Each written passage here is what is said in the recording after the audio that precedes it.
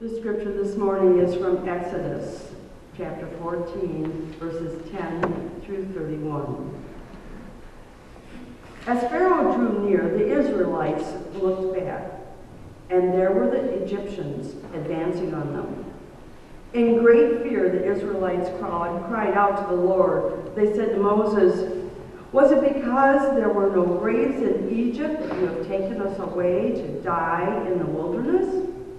What have you done to us, bringing us out of Egypt?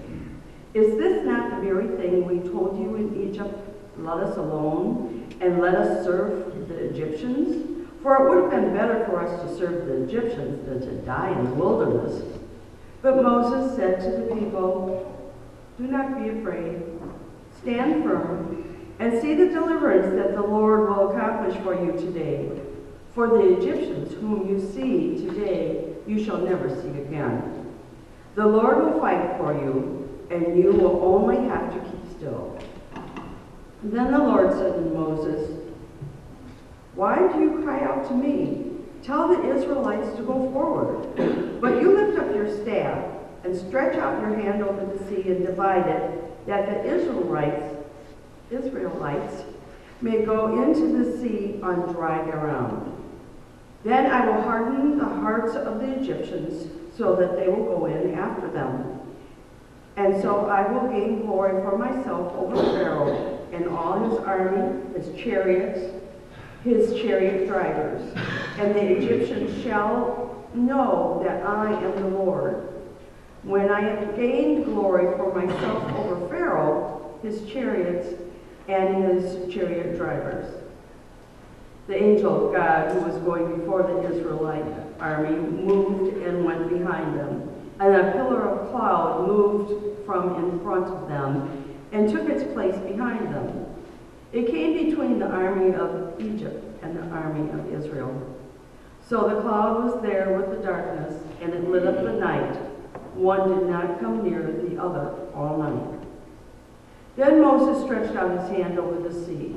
The Lord drove the sea back by a strong east wind all night, and then turned the sea into dry land, and the waters were divided. The Israelites went into the sea on dry ground, the waters forming a wall for them on their right and on their left. The Egyptians pursued and went into the sea after them, all of the Pharaoh's horses, chariots, and the chariot drivers. At the morning watch, the Lord in the pillar of fire and cloud looked down upon the Egyptian army and threw the Egyptian army into panic. He clogged their chariot wheels so that they turned with difficulty.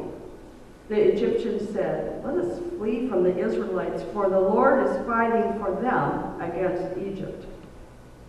Then the Lord said to Moses, "Stretch out your hand over the sea so that the water may come back upon the Egyptians, upon their chariots and chariot drivers." So Moses stretched out his hand over the sea, and at dawn the sea returned to its normal depth. As the Egyptians fled before it, the Lord tossed the Egyptians into the sea. The waters returned and covered the chariots and the chariot drivers, the entire army of Pharaoh that had followed them into the sea. Not one of them remained. But the Israelites walked on dry ground through the sea, the water forming a wall for them on their right and on their left. Thus the Lord saved Israel that day from the Egyptians, and Israel saw the Egyptians dead on the seashore. Israel saw the great work that the Lord did against the Egyptians. So the people feared the Lord and believed in the Lord and his servant Moses. Here ends the reading for today. Lord, may the words of my mouth and meditations of our hearts be acceptable in your sight. O Lord, our strength and our Redeemer. Amen.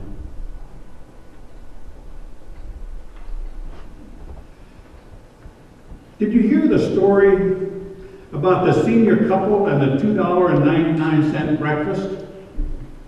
Well, it seems that there's this senior couple that gets up one morning and they decide that they're going to go out for breakfast. They go into this restaurant, and as they walk in, sure enough, there's a sign that says, "Today only, senior special, breakfast $2.99, and it includes 2 eggs, 2 strips of bacon, hash browns, toast, and your coffee."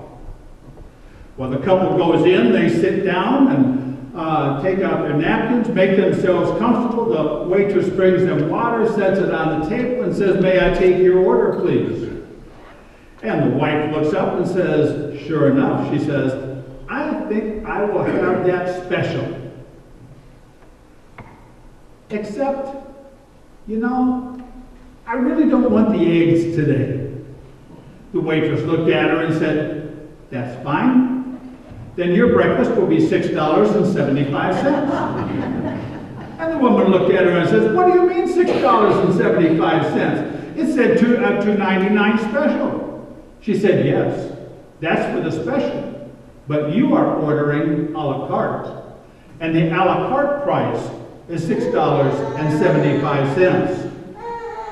The woman sat there for a minute. She looked around. She looked at her husband, looked a little perplexed, and then looked at the waitress and said, "Okay, then I'll have the special." And the waitress smiled and says, "Very good. How would you like your eggs?" And she says, "I would like my eggs in the shell and delivered to me on a plate." And sure enough, she brought the eggs in the shell. After breakfast, the wife took the 2 eggs, carefully put them in the purse, went home that afternoon and made a cake. Now, we can relate to that story a little bit because we get it. We appreciate the humor and the story. We get it because there are those of us too who go out and we look for the senior specials or the early bird specials of the day.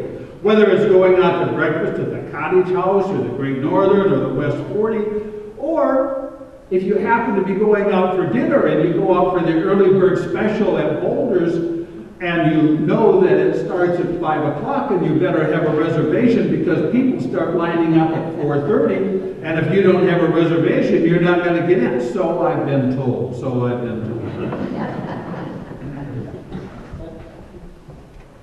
But we get this kind of a story about a $2.99 breakfast. But today's story from Exodus is something that's a little different for us. It's not as easy for us to identify with. We may not see it as our story because it's a story that took place some 3,000 plus years ago, and we don't think like they think. We don't understand things the way people understood things in those days, and we don't live in the manner in which they lived. No, our modern minds, when we hear this story, we want to ask, how did this rescue take place? How was that possible? Was it really possible? Did it really happen that way? How do you explain the miracle of the parting waters? How high did they go? If you watch Cecil B. DeMille in the old movie The Exodus, or if you even watch a newer animated version by Steven Spielberg, you find waters up towers of water that the Israelite people walk through. You see fish and whales swimming on there. That's very dramatic, you know. And did it really happen that way? Well, nobody knows. But our minds ask those kinds of questions. We want to know when, where. We want to know how could things like this really happen. So for us to understand and appreciate a story like the Exodus, we need to clear our minds of those kinds of questions of what and how, and not look at the text as some kind of an argument as to how these things could have happened or how they could still happen in our day today. Rather, we read the story of the Exodus and see that it is really a text about a witness and a summons. It's about a witness of the power of God at work. It's a summons to the people who hear the story to have faith and trust in God. Last week, Pastor Roy's sermon dealt with origin stories, and she dealt with the creation story out of the 2nd chapter of Genesis. Biblical scholars will take those first 11 chapters of Genesis and call them the prehistory stories that explain how things happened before our faith story really began. You know, how did people come to be? How was this created? Did God ever think he needed to stop and start over and destroy everything? How did the language get mixed up and all of that? All those stories take place in the first 11 chapters, but when we get to chapter 12, sure enough, we meet a man named Abram. And Abram will later become known as Abraham. And here's the beginning of our faith story. Because it is Abraham who learns to trust God. To trust God and listen to God, and together God and Abraham form a faith covenant. And then the rest of the book of Genesis unfolds. It unfolds as Abraham and Rebekah have a son named Isaac. And after Abraham passes, Isaac and his household carry on the faith covenant and tradition, and Isaac and Rebekah have a son named Jacob. And when they pass, Jacob carries on this faith covenant tradition. And so Jacob and his wife Leah, well, and along with her servant Zipporah, and Jacob's other wife Rachel, and her servant too, Bilhah, they have 13 sons amongst all of them. We're not sure how many daughters they had, but the 12th son is a young boy named Joseph, who receives special treatment because he's a 12th son.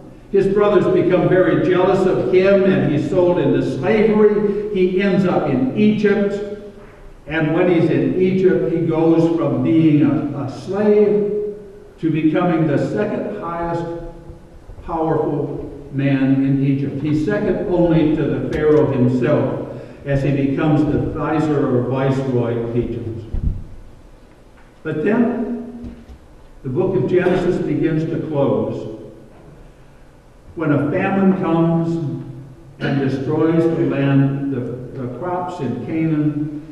People cannot grow food, and so Jacob's brothers, or Joseph's brothers, find their way to Egypt to buy grain. They come there to buy grain, to buy food, and long story short, they make a reunion together. Joseph invites his father, the entire tribe, to come to Egypt to take over a very fertile place in the Nile Delta, a land called Goshen, and they continue to live there and prosper. Exodus begins about 400 years later. 400 years later, the Pharaoh has no idea of the stories of Joseph, promises that were made to these people. Instead, he looks out and he sees and he's told that these Israelite people are multiplying. In fact, they have multiplied so that they are now a significant number, that they number almost as many as the people in Egypt themselves. And so they become seen as a threat to the homeland security of Egypt. So it's then that the Hebrew people are enslaved. They are put into forced labor by Pharaoh.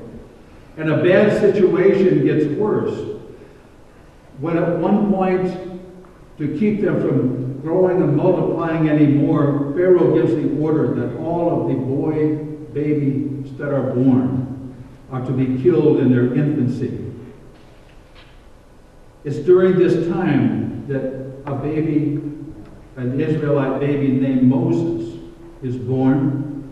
His mother puts him in a basket. He's miraculously discovered by Pharaoh's daughter. He is rescued by her. He's cared for by her. He grows up in the royal palace with all the rights and privileges there. And sure enough, he enjoys this gift of life. But one day, as an adult, Moses is out walking. He's walking among the Israelite people. He sees that one is being beaten severely. He intervenes, gets into a fight, ends up killing the Egyptian soldier, and ends up fleeing for his life to a land called Midian. While he's there, lo and behold, God hears the cries of the Israelite people in Egypt calling out to him. So God speaks to Moses from this burning bush. And he looks at Moses and says, Moses, I need you to go back to Egypt and tell Pharaoh to let my people go. Moses doesn't agree with this right away. They go through a long dialogue back and forth. But eventually Moses agrees to do this. He goes back. He comes to Pharaoh. He says, Pharaoh, I'm here from the Lord God. He's told me to tell you to let his people go. And Pharaoh, of course, says no. What happens after that, of course, as you read the story, is that there is a series of curses and plagues of frogs, lice, insects, livestock getting sick and dying, people with skin diseases and sores, hail, thunder, locusts, and darkness. And through all of that, each time, after each of those curses, Moses goes back to Pharaoh, asks him to let the people go. Each time, Pharaoh's heart gets a little harder, and he continues to say no. So then God goes to Moses and says, okay, this is what I'm going to do. I'm going to pass among all of the land of Egypt. And when I do, the firstborn of each family is going to die. Now for the Israelite families, you tell them to put blood on the doorposts of their doors, and I'll know to pass them by. But other than that, my spirit will come by, and the firstborn of each one will die, even the oldest and firstborn of Pharaoh himself. So sure enough, this happens. Pharaoh is crushed. He finally tells Moses that it's okay for the people to go. In fact, he encourages them to hurry up and get out of there. And lo and behold, they do. That's when we come to the story that Sue read this morning. We now have the Israelite people there with their backs to the sea. Pharaoh changed his mind. After a day or so, he realized that who's going to do all this work that's been being done? So he summons his army, he summons his own best chariot, and they set out after the Israelites. When they get there, sure enough, God protects the people. They encamp. Moses waits along with the people. The people are afraid. They're going, thanks, Moses. You brought us out. Weren't there enough graves in Egypt that you had to bring us out here to die? But lo and behold, God speaks to Moses, tells him to part the waters. Moses parts the waters. The people walk through on dry ground. They get on the other side. God tells Moses to close the waters, which he does. And then, sure enough, Pharaoh, his army, all drowned. God rescues the people from the Egyptians. The Exodus story is the best known of the Bible's deliverance stories.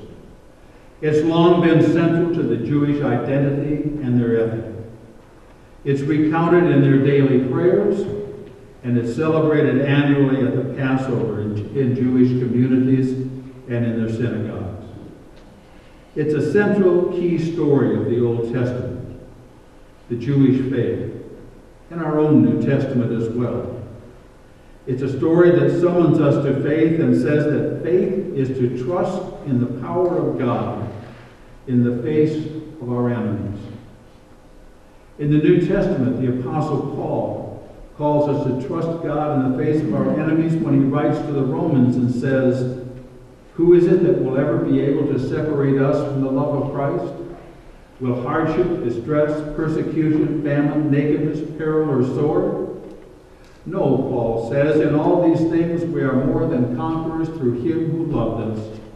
For I am convinced that neither death nor life, angels nor rulers, things present or things to come, nor powers, nor height, nor depth, nor anything else in all creation will be able to separate us from the love of God in Christ Jesus." The deliverance story of God's rescue of the Israelites is also a prominent image in our own American culture. It's the image of Moses delivering the message to Pharaoh saying, "Let my people go." In 1872, there was a Negro spiritual, "Go Down Moses," was first published. But there are other traditions that say that they predate that with additions of the song and go back to the 1860s and the 1850s. And even the African-American former slave and abolitionist Harriet Tubman used the song as one of the code songs that fugitive slaves would have used to make a connection to her Underground Railroad. The first verse of that song, I'm not going to sing it for you, but the first verse simply goes, "When Israel was at Egypt land, let my people go. Oppressed so hard they could not stand, let my people go." Then the refrain says, "Go down, Moses, way down to Egypt land, tell old Pharaoh to let my people go." On the internet, as I was looking around with that song, I found, sure enough, there was even a copy of it in a Lutheran hymnal somewhere. It didn't say what edition it was or which Lutheran church, but they even had a copy of it in their hymnal. But in the 19th century, the abolitionists like Tubman, Frederick Douglass, used Moses' image of liberating the people, but also in our 20th century civil rights movement, leaders like Martin Luther King Jr., King and many of the Christian African-American preachers today draw up on Moses' deliverance story. But they also look for other deliverance stories that are familiar to us in the Bible, especially the story of how Daniel triumphs over and is saved while he is thrown into the lion's den. Or when Shadrach, Meshach, and Abednego refused to bow down to the image of King Nebuchadnezzar. When they refuse to do that, they're thrown into the fiery furnace, and what are we told? An angel of the Lord is there to protect them, and they are set free. The Bible is full of deliverance stories, and retelling them is meant to summons us, the hearer, to faith, to give us a sense of courage to trust in the power of God, even in the face of our enemies. These stories are meant to show how God makes a way when there is no way that we can see. Many of you have been kind enough to ask me on occasion how my brother David is doing. I talked with him yesterday. He called, we chatted. Dave is the one that I had mentioned, sometime in the last year or so, who about 25 years ago, his heart had started to shut down. He had cardiomyopathy. 3 or 4 months of that, and things turned around for him, and things went along okay for about 25 years. And then all of a sudden he started having issues again. He ended up having a bypass surgery just a few weeks before I had my own, so he could call and say all those brotherly things to me that I needed to know during my healing process. And he enjoyed that. Then that carried on for a while. Things just didn't seem to be going in his direction at all. And for the last, I would say, the last 2 years, he hasn't had, I don't know if he's had a word of good news at all. And then he started working with a doctor, and they scheduled a time to redo his pacemaker.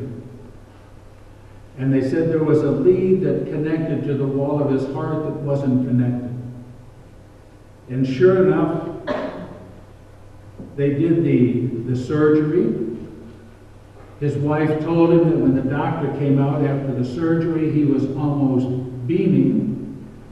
He looked at her and said, "This went as good as I ever could have imagined that it would go." Dave is now home. Yesterday, he walked a mile. He even went to 2 big box stores, Home Depot and something else. He said he made a couple of years ago, or even a year ago, when he went to buy fishing stuff at Walmart to go fishing with his grandchildren, he had to look for a chair at the other end of the store to sit down before he could even turn around and walk out.